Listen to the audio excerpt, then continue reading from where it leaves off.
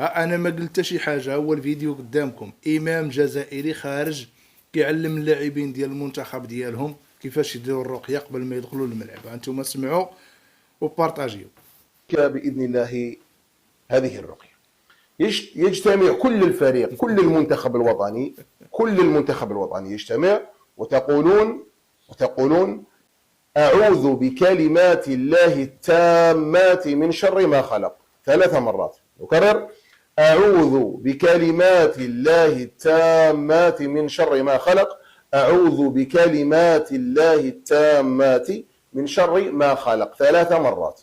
وتقرأ سورة الفيل 3 مرات، وتقرأ سورة الزلزلة 3 مرات، وتقرأ هذه الآية. يقولون: وجعلنا من بين أيديهم سدا ومن خلفهم سدا فأغشيناهم فهم لا يبصرون 3 مرات.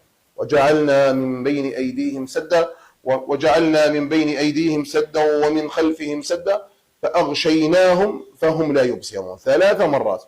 والذين مثلا اللاعبين الذين لا يعرفون العربية، مثلا يجي اللاعب الذي يتكلم العربية، اللاعبين اللي يتكلموا العربية يضع يده فوق اللاعب الذي لا يتكلم عربية ويقول: أعوذ بكلمات الله التامات من شر ما خلق، ويقرأ هذه الآيات يعني، والصور هي قليلة يعني وقصيرة جدا، ويكون النفع بإذن الله.